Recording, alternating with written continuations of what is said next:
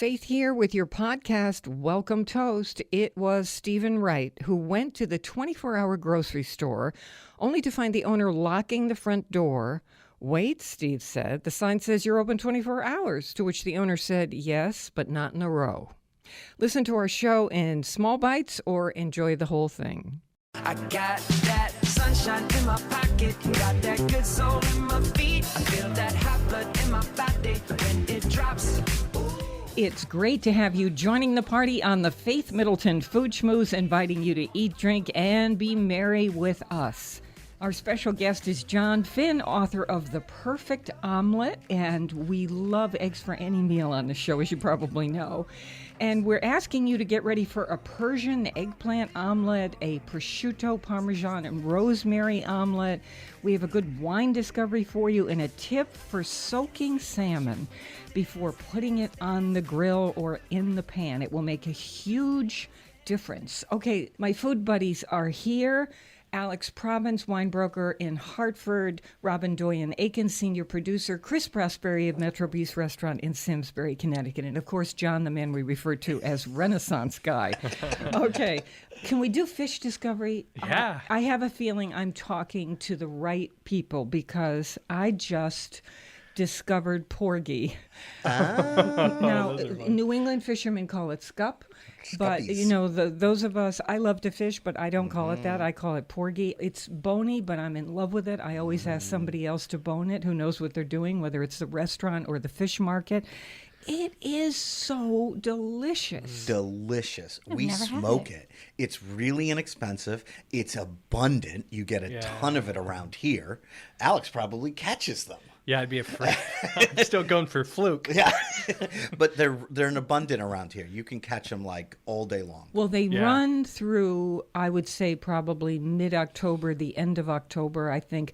Do you ever catch them, Alex? Yeah, I see. It's one of those fish that everyone seems to be trying to catch off the docks and trying to catch like on little boats in, you know, the mouths of rivers and, you know, all over Long Island Sound. And I bet it's difficult to clean because you want to keep the bones, out. you know, fillet it just right so you can get the bones out. So I'd be handing it over to somebody else in this case. I always say cook it first, bone it after, if you're eating it at home, right? Once it's cooked all the way through, give it flavor. the bones just pop right out. Oh, so After it's cooked, right? It's hard to bone a fish when it's raw, but once it's fully cooked, because what I do at the restaurant is I hot smoke them. And then we just take the meat and chunk it up into little pieces and make like a little salad out of it. It is so tasty, but once it's cooked and smoked, I just take them with my fingers and I pull the bones right out. So if you put this in a little, if you know how to do tempura, it is so delicious. But if you are just going to just fry it in a little olive oil, how would we describe? Just tender, white, sweet, very sweet meat. Small flakes. It reminds me how they flakes cook it in very easily. Spain, just like lightly flour it and really hot olive oil with the bones, and then on your plate, you just gingerly with your fingers, you can just sort of pull the meat off. And the bones, I think, give it flavor and moisture. Yeah, that's why I say leave the bones in and cook it them. on the bone. Just don't eat them. Yeah, just don't eat them. And just like I said, you can do this before you take them to the table, right? Cook them and then bone them and then put them on a little platter. You can even give them another little heat in the oven to warm them back up. And then you don't even have to worry about the bones. With any fish, I think. It's true. You know, maybe they'll be a little bit more flavorful because of the bones, but I so don't want bones in it. I'm asking my fish market to do it, so you shouldn't be afraid. Okay, you want to do one more fish thing? Because this is this idea of brining fish.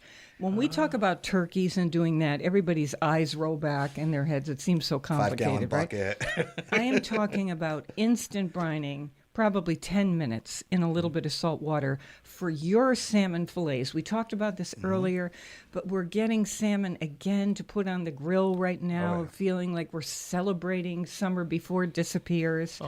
And so the idea is 5 tablespoons of salt in 2 quarts of water. And then you put your fillets in and just let them sit there for about 10 minutes. Dry them with a paper towel and then cook them any way you want. So it just adds more flavor. Oh, it adds a little bit of the briny feeling, but it stays so moist.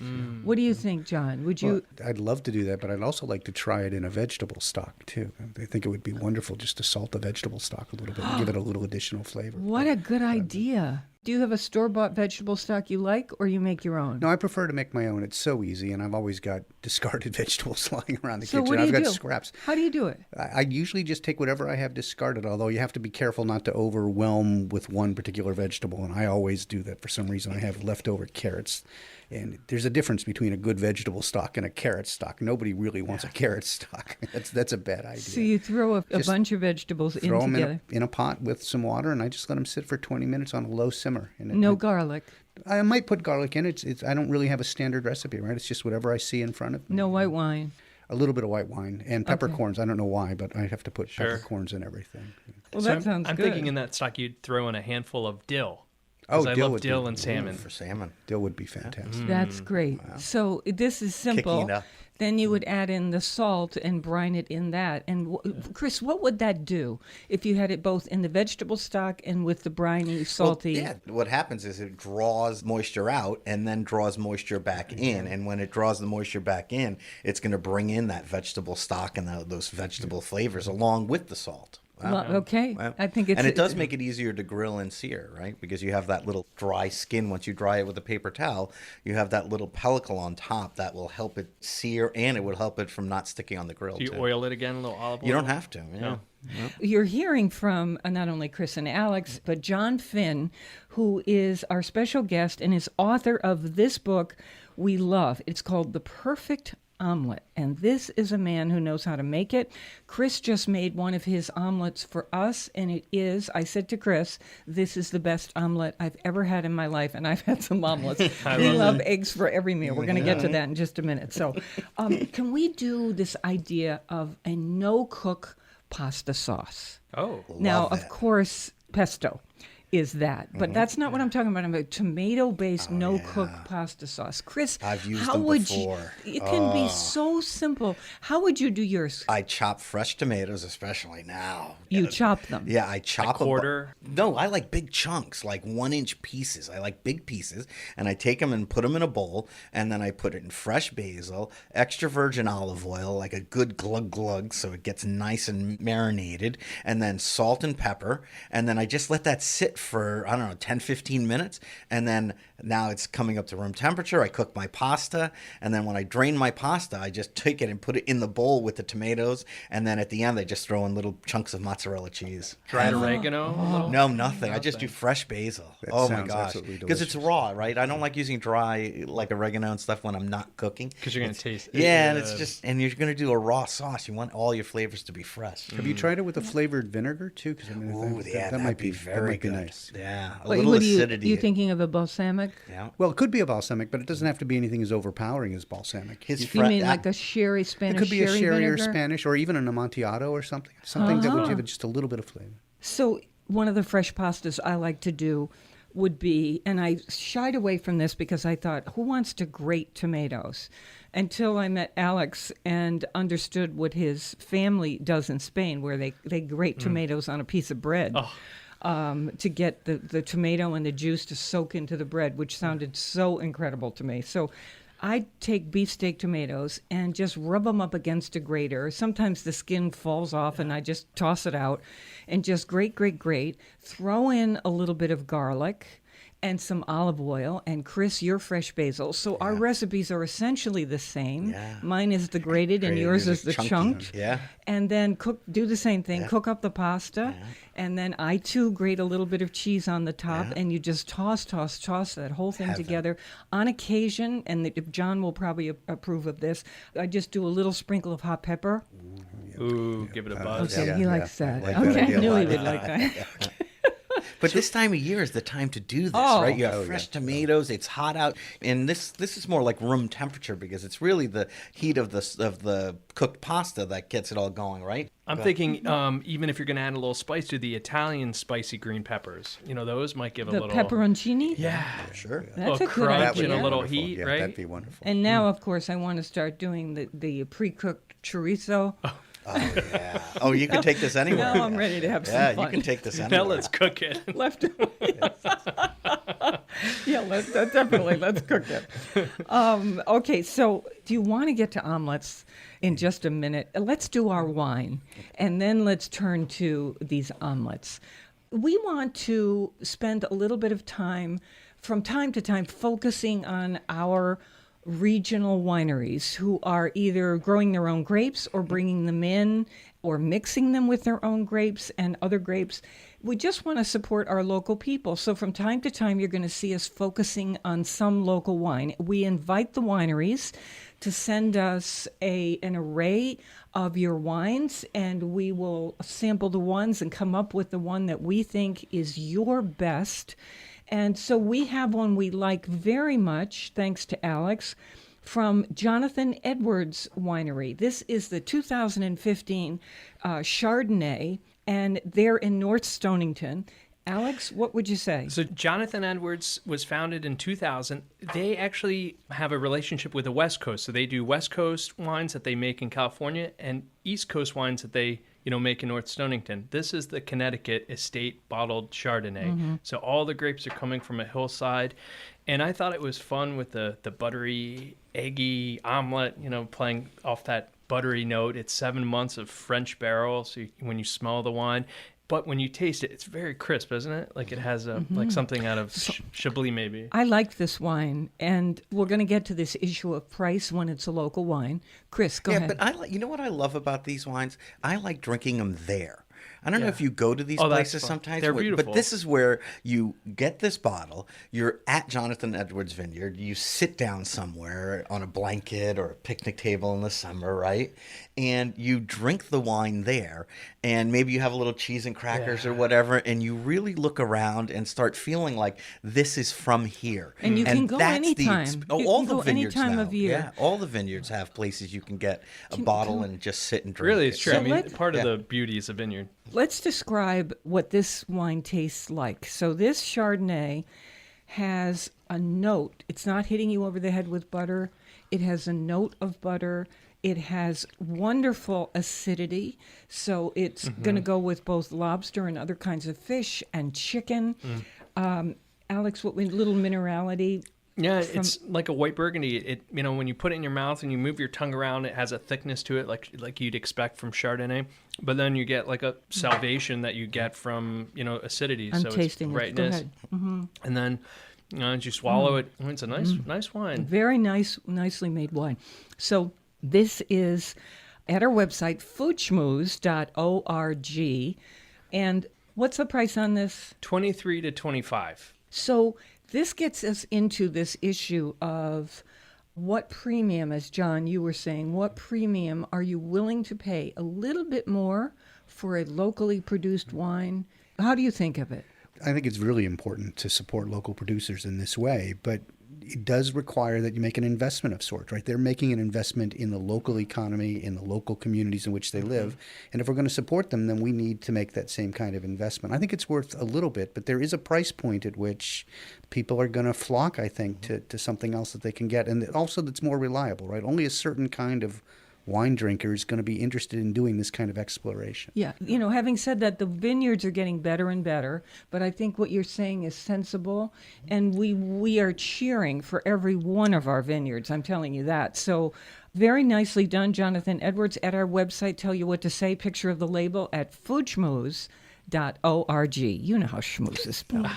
SCH like school, MOO like the cow, ZE. People remember it that way. Okay. I want to say, too, that I like to have a Connecticut wine if I am having out-of-state guests because I want to show them kind of like what my state has, and that's when I think it's important to have a Connecticut wine. And this would be one to have. And how about going fishing or crabbing and then catch your own fluke and then have it with a Connecticut wine in your backyard? Yeah, extreme locavore. Have your wine be local, too. Really fun. Grow some potatoes. Really fun.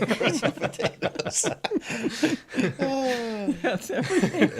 I've even woven my clothes. It's like, okay, for your arrival. Okay, so here we go. I can't wait. Because we are egg fans on this show, we all have eggs for breakfast, lunch, or dinner. So we're going to take this very short break, and then we're going to come right back to you and talk about this book, The Perfect Omelet, by our special guest, John Finn. We call him Renaissance Guy. He did the Oxford Companion to Sweets. Appeared in it and Gastronomica and Food Culture and Society. He lives in Simsbury, Connecticut. We're going to talk to him on the other side of this break and give you omelets and omelet recipes at our site that are going to make you swoon. The omelet from his book that I had just now is the single best, thanks also to Chris's cooking, single best omelet I have ever had. It was so salty and delicious and had the best flavor in it. So I can't wait to talk about all this. This is kind of a literary. This is bedside reading. You just pick up this book and read it a couple chapters at night, swoon about. It's like food is pornography. Okay, here we go. Like Alex is closing this up. Like, oh, please. I'm pretty sure no one's told John that. Don't give me that image. Yeah, you're not actually helping Faith. Yeah. I think I am, actually. Okay, more mouth-watering conversation and fun ahead on the Faith Middleton Food Schmooze. I hope you will make a charitable contribution to feed the hungry. We're online now at foodschmooze.org, and we'll be right back. It was so good, so good, so good. I ate the whole thing. I beg y'all to hear me now. If you're losing your appetite, tell your lover, change your diet. You just might say this to y'all. Oh, it was so good, I ate the whole thing. 'Cause it was good to me. I never had food like this. It was so good. It made me holler.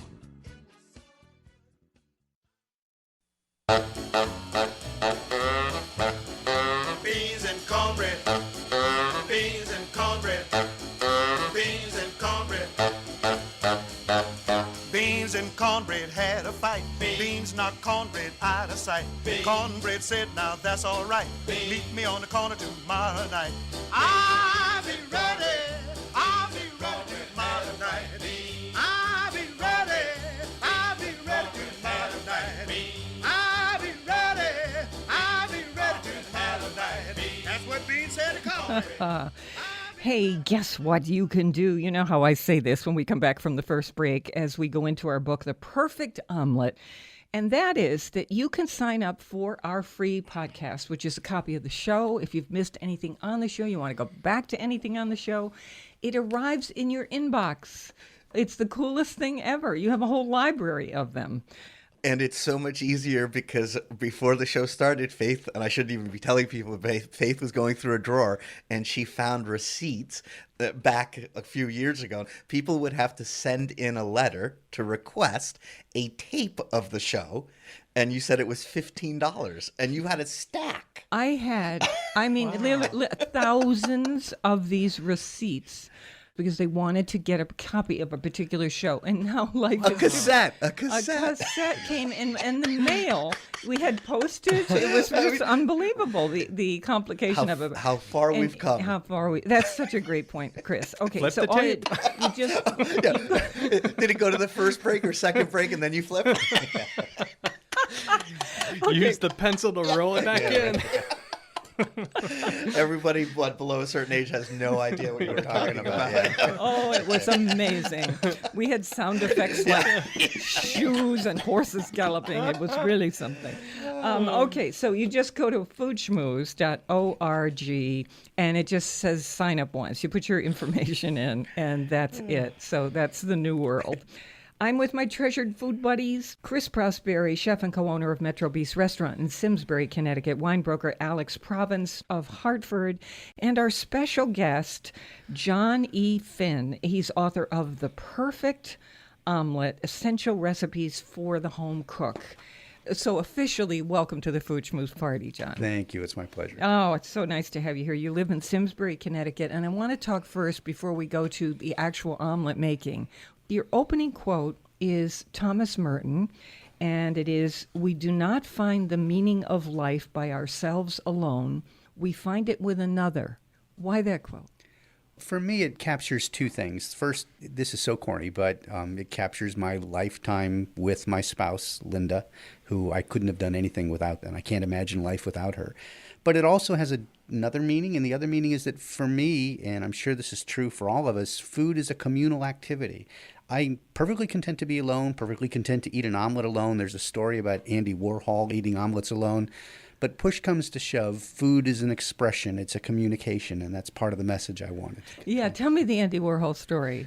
Well, Andy Warhol, I had no idea, but he created something called the Greta Garbo omelet. And it's a wonderful picture. It's classic Warhol. You'd know immediately that it was Warhol if you'd never seen it. But there are instructions underneath, and the instructions are always to be eaten alone, I think in a candlelit room or something. And then one day, somebody approached her and said, well, what do you know about omelets? She said, I know nothing about omelets. There was actually no comparison whatsoever. Just as a side point, Andy Warhol did a bunch of these. Not only did he collect those cookie jars, there is a lot of food in his work, the Campbell soup can, obviously. You said the hamburger one. Yes. That's the film, Alex, and we posted it at one point.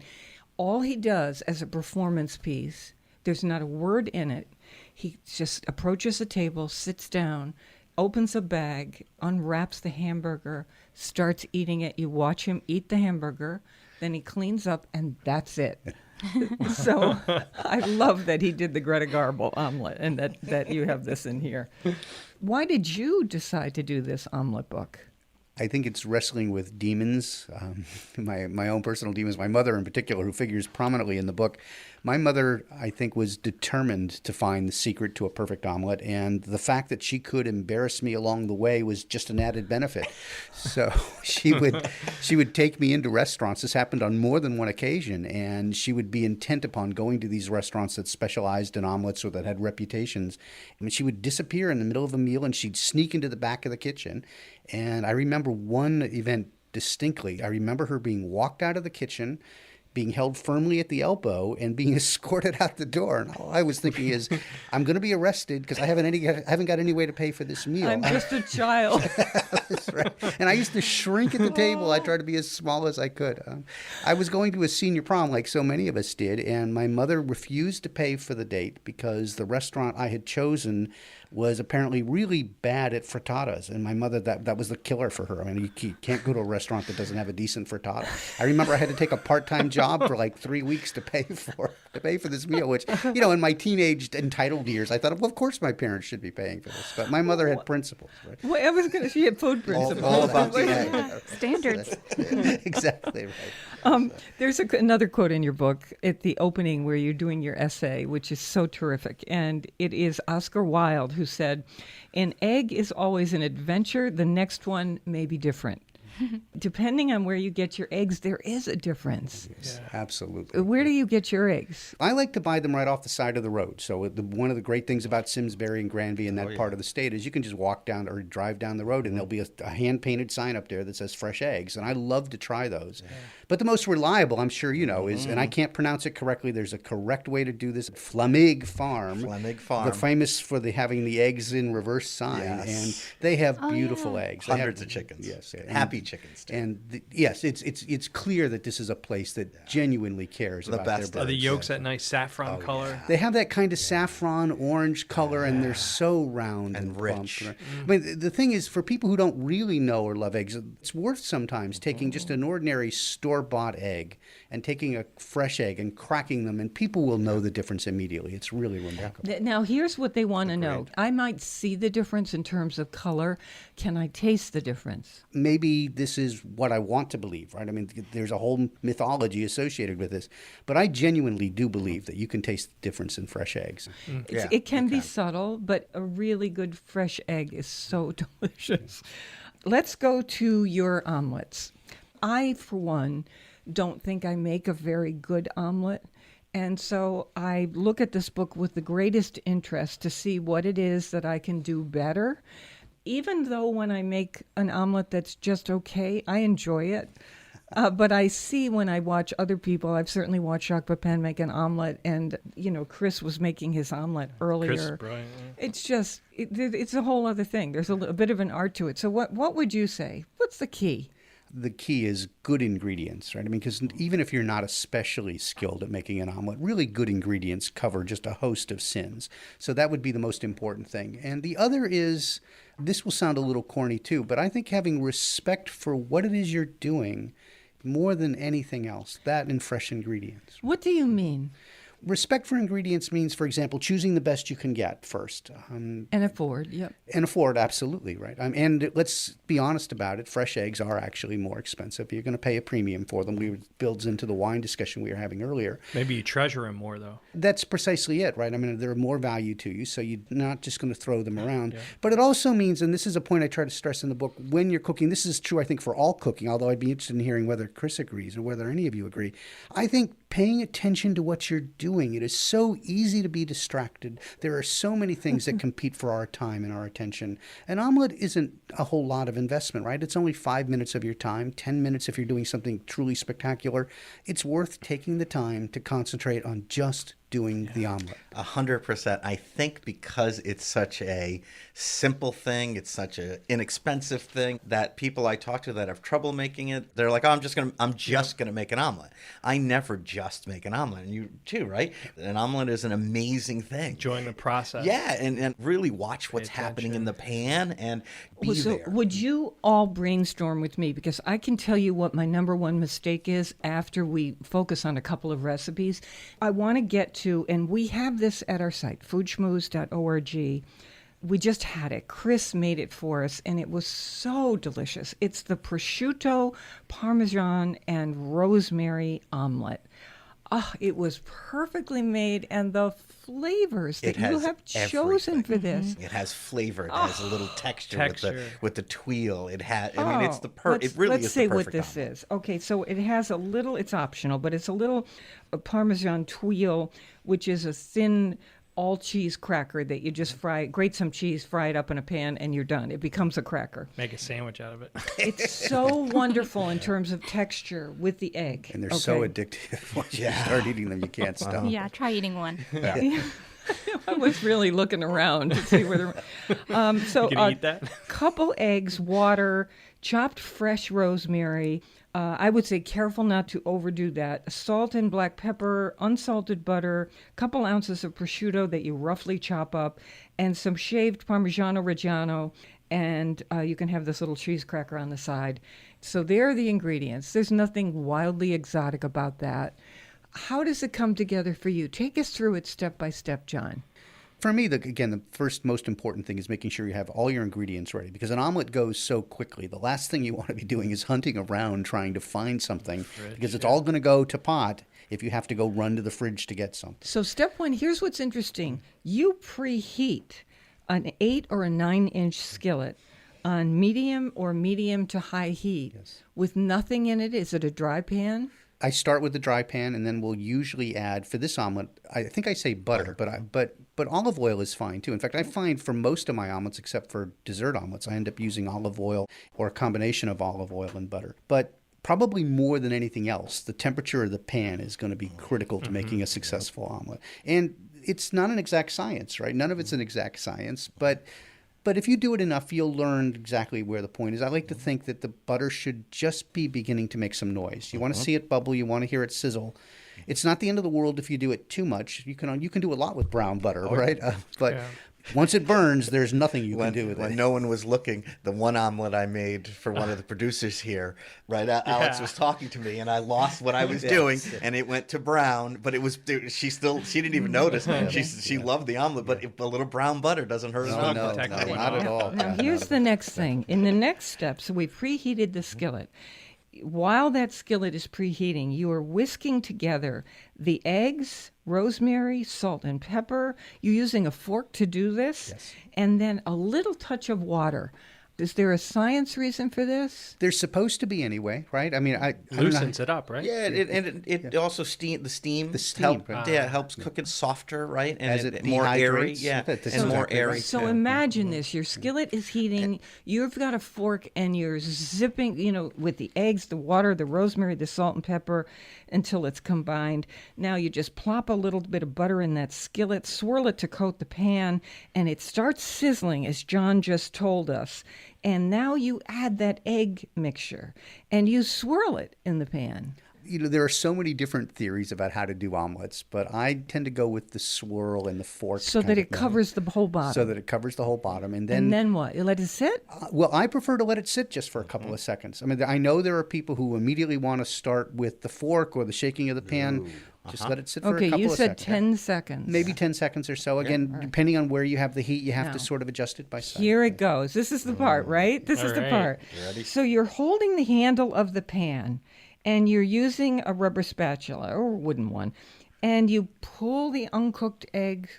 This one, I would say I would take that spatula or the fork, and I would probably move around the compass, moving the uncooked part of the egg to the center of the pan and just pulling it. That's exactly right. It. So it's sitting there for about 10 seconds. And it's set a little. That's the on other the thing. bottom. Yeah, it's set a little bit on the bottom. And you'll see it, Now- as Alex said, you'll see around the side. You'll know that it's setting because the sides will just begin to firm up. What are we doing with the raw top? The trick is to move the uncooked egg to a place where it can cook. And you can do this lots of ways. You can do it with a fork. You can swirl the pan. There are lots of different approaches. But the trick is to keep the egg moving in the pan so that the cooked egg moves out and the uncooked egg moves usually towards the center of the pan where it's going to be a little bit hotter. This happens with remarkable speed. It should be done in a minute or two. But you've only got 2 eggs, maybe a maximum of 3, and you don't need to rush this along. The 2 or 3 minutes sounds like it's hurried and it's rushed, but it's not. You start by letting it sit, and as you see the egg begin to cook, you move the uncooked egg around. It's very simple. Okay. This is where you add the prosciutto and the cheese in the center of the egg. I find that one of the common mistakes, the most common mistakes, is trying to cook all of this stuff at the same time. Let the eggs take the form, let them get settled, let them begin to look like an omelet. One thing that most Americans at least tend to do is to just throw it all in the pot at the same time or in the pan at the same time. That I do. That strikes me as being a real recipe for disaster. Mm-hmm. And also putting too much cheese in, this is a real pet peeve of mine. You don't need a lot of cheese in an omelet. You only need a little bit of cheese in an omelet. You know you're wrong. I've been influenced by my daughter, one of my daughters who absolutely hates cheese. But too much cheese actually changes the texture of the egg and makes it much harder to cook Yes, the it egg, does. actually. Yeah, so it if you're does. going to add it, let But the it's eggs worth- let it's the worth eggs the sit wait. for a while. Cheese is always worth it. Okay, so now we come to use that spatula, and you're going to fold the omelet in half, moving from the outside of the pan to the inside. You're going to just flip it over, one half. What do we do at this point? Do we let it sit cooking on one side now that it's folded over? Do we flip it over? Well, What- this sort of depends on your philosophy, right? But traditionally, you wouldn't let it sit in the pan. You want to move it out of the pan, and it should a very nice kind of almost like the shape of your hand. So if you hold Was your it hand, soft on the inside It when should I be- flipped it? it should still be soft, yes. But again, this is a matter it of gonna preference, right? cook? Not It- overcooked. It shouldn't have any color. It should be perfectly pale, and it should be, as the French say, bavouze, running in the middle. In my experience, too many Americans really are not crazy about that. They want it to sit in the pan, as you suggested, give it some color. I think those omelets tend to be kind of dry and sticky, but it's just a question of preference. I don't think there's a right or wrong. So if you like it crispy, it's the same procedure, just a little bit longer. Just let it sit. So yeah. these are the steps. Of course, John does a great job in the book of not only giving you all kinds of omelet recipes, but he does a great job of explaining how to make an omelet, just as we're doing on the show. And on the other side of this break coming up, I'm going to tell you about my main mistake. There are so many when I cook omelets. And we're going to see if John can help me out with that. If you want to tell us about a trick when you make omelets that you think leads to your success, wow, would we love to hear it. Or some recipe you use. What do you put in your omelets? Let's do some omelet talk on Facebook. Okay, that's on Faith Middleton Food Schmooze. We love the local. Please support your local food growers and food makers. And we'll be right back. Just rock it your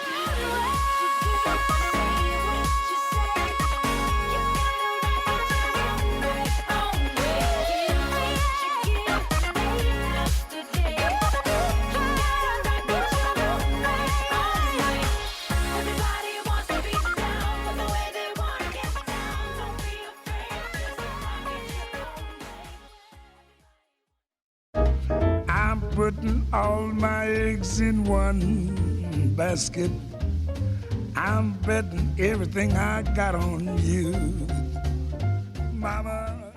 This is the Food Schmooze Party, offering the richness of life and coming to you in Connecticut, Rhode Island, Massachusetts, and New York, including Westchester County, the East End of Long Island, the Hamptons. The senior producer is Robin Doyon-Aiken, and to hear the show on WNPR, it airs Thursdays at 3 and Saturdays at noon. And, of course, you can get the podcast. But here's what we want to say to you to get this conversation going on Facebook. We are blown away by the kinds of eggs in our region. We want to know from you, where are you getting local eggs? Or if you're doing the farm, let people know. Our address on Facebook is Faith Middleton Food Schmooze. Can't wait to hear from you about that. Our special guest is John Finn. Recipes from him and the book, plus information about the book, online right now at foodschmooze.org. The book is called The Perfect Omelet. This Persian eggplant omelet is a knockout. I know the Persian flavors because I love Persian food, but go ahead. What makes this Persian? Well, I'm not really sure what makes it Persian on some level, right? I mean, there's so much exchange, so much borrowing between all of these cuisines.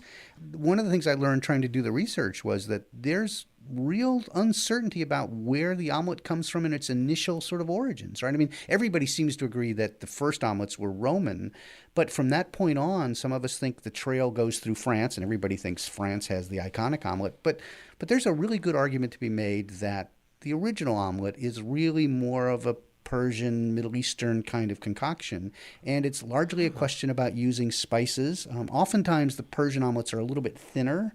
They use less eggs, or they're cooked in a larger pan, so it appears that the omelet itself is thinner. But traditional ingredients would be heavy with herbs of one sort or another, and local meats or local vegetables. Eggplant, of course, appears throughout. So in your recipe, eggplant, chopped onion, sliced zucchini, olive oil, ground turmeric, ground cinnamon, fresh leaf parsley, butter or olive oil, mint or basil for garnish. So you can see those flavors. And I would probably use all of those and more. I mean, if I had, I would simply go to the market again and whatever fresh herbs are Your there. yard, all the mint. Yeah. So Yes. this is a wild thing. One day I didn't have too much in the refrigerator, and I was trying to put something in my omelet. And I tossed in Kalamata olives. And what a combination Nice, salty, briny. that turns out to be. Oh, that's Kalamata good. olives. I bet in- capers would work too. Yeah, capers would be nice. Yeah, so experiment with your eggs and see what a meal this can be. good. I take from John that so many cultures use eggs. I mean, we see that the Chinese egg foo young, we see the Spanish doing frittata, the Italians, the French. I wonder what the Africans do. Well, there are going to be regional differences, but particularly around the Middle East, say Tunisia, Morocco, those sorts of areas, they're going to be very traditional ijas. I mean, they'll be heavy on the herbs. I've been told that in South Africa, chicken omelets are especially popular. Yeah, I'm acting like Africa's one little place. Right. So gigantic. It's ridiculous. I'm thinking like an ostrich omelet, like a big one. Well, you can make omelets out of ostrich eggs, and it's Yeah. going to be a big omelet. I hope you're hungry. I'm crazy about duck eggs. Oh, duck. And the shell is as hard as iron. I mean, you really practically need a hammer to get inside it. What's But it, a richer what taste? Yes, Yeah. richer and gorgeous. Yeah. Really Young's just Farm, so too. luscious Okay, on the tongue. so we have this at our website, how to make this Persian eggplant omelet. It's no harder than the last one. We're talking about these ingredients that you saute the eggplant, onion, zucchini, little salt and pepper, olive oil, add the turmeric and the cinnamon and stir it around a little bit so everything gets incorporated. Then you stir up your eggs and parsley and water and salt and pepper, and then pour it over this stuff that's in the pan, and there you go. You've got an omelet. You know, you could add potatoes if you want. If it's a main meal, you could add other vegetables. Play with your omelet. Play with your omelet. Tell us where you get your local eggs. And if you think they are different, I certainly get a million eggs from the supermarket. Those are good, So they're perfectly fine. Yeah. But farm stand eggs, there's something about them when they're local eggs, or that little sign on the side of the road, right? Honor system. Yeah, Drop off a couple of dollars. I have to and make pick sure it you have money though, a wallet with cash in it. that's true. Okay, can we brainstorm to help me make a better omelet? Because my omelet's not so great. I mix up the eggs and stuff, and I do the mistake of putting all the ingredients in at once, including the prosciutto and the olives, and everything goes in at once. No, I do the cheese at the last minute, and too much of it on purpose. So that's one mistake I've learned on that from all of you. Next thing, when I'm trying to clear the top of the raw egg and the bottom is cooking, I'm pushing it toward the sides of the pan and lifting up the edge of the cooked omelet so that it can slide under and keeps cooking. Okay, so fine, not the worst thing in the world. Now it's time for me to flip over half my omelet. I'm waiting too long for it not to be so wet on the top because I'm afraid it's going to be too runny when I try to eat it. So you have a Frisbee? Mistake number 3. Yeah. You have a Frisbee? So number 4, what happens is I flip it over and it's too brown. It's too brown. It's not Scorched. obnoxiously brown. Oh, no, it's not scorched. It's just brown, and I don't think you want your omelet to be brown that way. No? Some Maybe? people like Some it. people do. Like I I said, don't, that's a but, preference. yeah. Okay, and just before I flip it, I put the cheese in there Inside. so that it starts to melt on the inside. And my friend, Tom Chauvin, who lives in Simsbury, he sprinkles a little on the outside so that it gets a little cheese crust. He flips it a couple extra times. That's not a bad Gets a idea. little I love that crusted idea. cheese on Yeah. it. You like it? Yeah, I love What it. kind of cheese, Faith? Oh, I use all kinds of cheese. Lots and lots of feta. Parmigiano Reggiano. Gruyere would be a favorite. Does anyone ever use just American cheese? Sure. I don't. Is it Fun. good? Yeah. Oh, totally. Ham and cheese.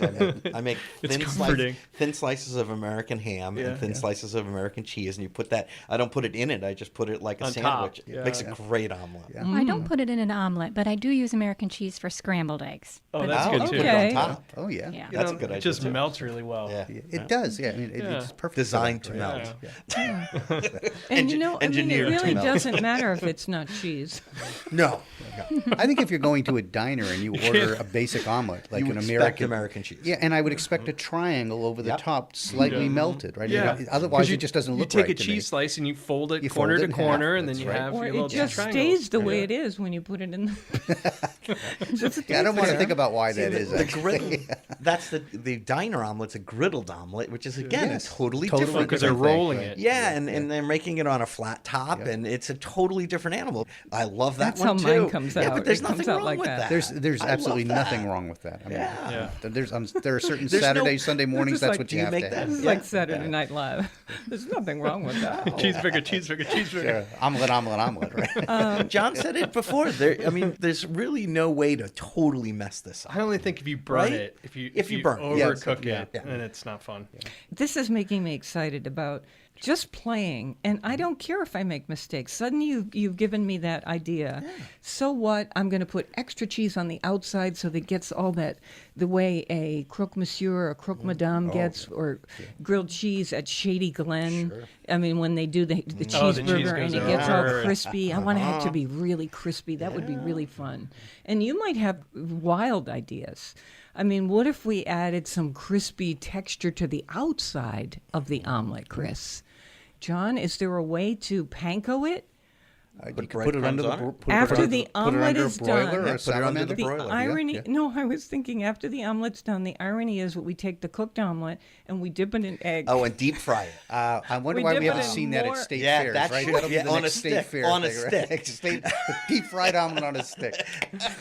You can may split the have just- royalties on that one. Seriously, you may have just created I'll something. think we're to onto put it something. With bacon, with a strip of Leave it to bacon. Yeah, me. it's got to have bacon. And a glazed donut. glazed donut on the top, right?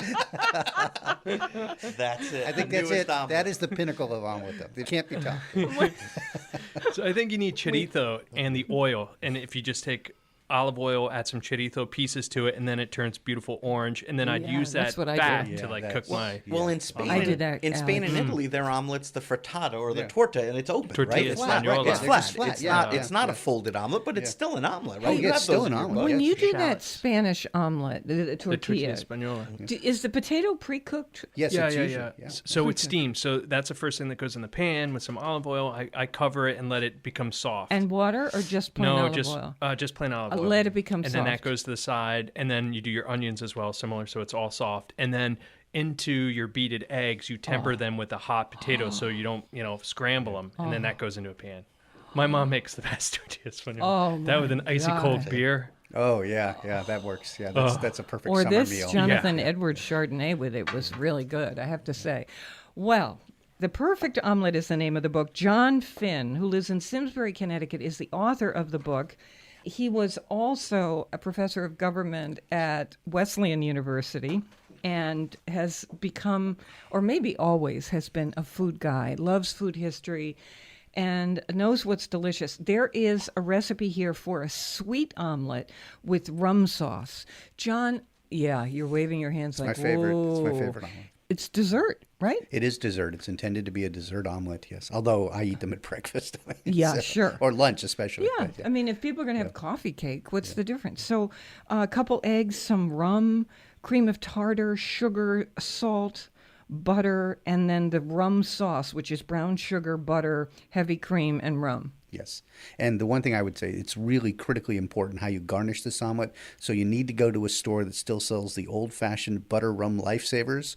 You crush them and you garnish them with the lifesavers. It's just to die for. Oh my God, crunchy. Wait a second. I love them. Take a hammer and crush them, or crush them with a wine bottle, right? Or the rum bottle. Yeah.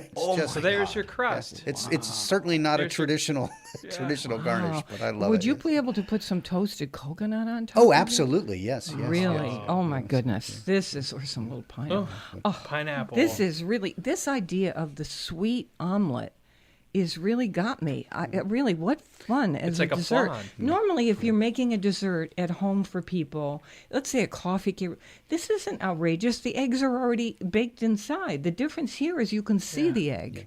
I would urge people to try one of the chocolate omelets. Yeah, I was just looking Yeah. through the book going, oh my God. like So there's a custard. chocolate Chocolate. soufflé omelet. So you melt the chocolate, or you could use cocoa powder, which I guess actually in the Basque region of Spain is how they do this. They'll use cocoa powder, but the French, of course, are going to use the melted chocolate. And you put it in the egg yolks, and then you combine the yolks with the whipped whites. So like a And souffle, it's like yeah. a souffle. It's a Yeah. souffle omelet. Yeah. I start it in the pan, Yeah. and then you stick it in the oven for 7 minutes, 8 minutes or so. puffs And up. it puffs up like a souffle, and you won't believe this. It tastes like chocolate cake, like a flourless cake. Why didn't we make that today? Can we still make that today? Well, I mean, you Wow. could do the whole thing in 15 minutes, and That's so you'd make that for your guests. I made that actually yesterday at my culinary school. I was doing a culinary demonstration, right? And Chocolate soufflé there was so much omelet. sort of apprehension about it. and it was wonderful. I liked it. John Finn lives in Simsbury, Connecticut. He is a real food guy, food historian, government historian, actually, also. And these are some fantastic ideas for savory and sweet omelets, including this chocolate souffle omelet at foodschmooze.org. That's Valentine's Day breakfast, I think. It really, In for me, bed. it's like every I thought we said lunch too. every weekend I'd be making this. What a good idea. And it's just the basic version. You can add coffee to it. I like to add espresso to it. Almond. I mean, there's Can you do almost individual ones for people at a dinner party? If you had like little cute little. it's only 2 eggs. So it's a but- souffle. Yeah, it's only 2 eggs, but I think a 2-egg souffle or omelet is more than enough for 2 people. I fold them over. It's a little complicated to Okay. fold a souffle omelet, I as was you can gonna say. imagine.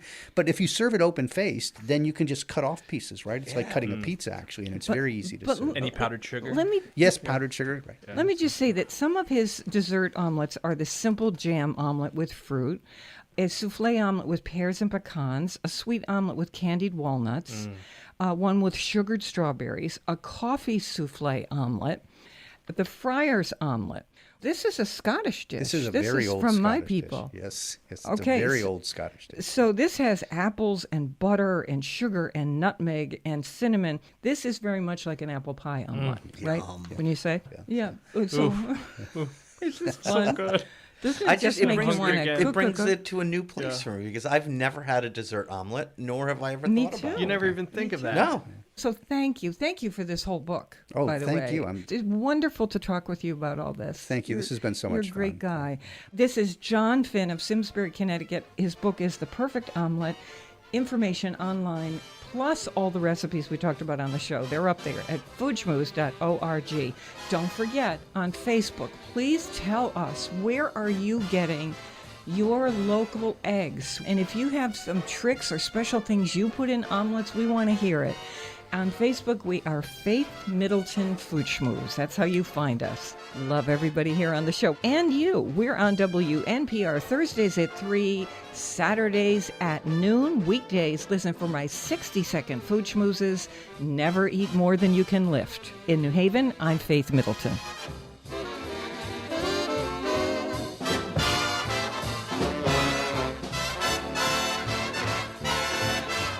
Everybody eats when they come to mind.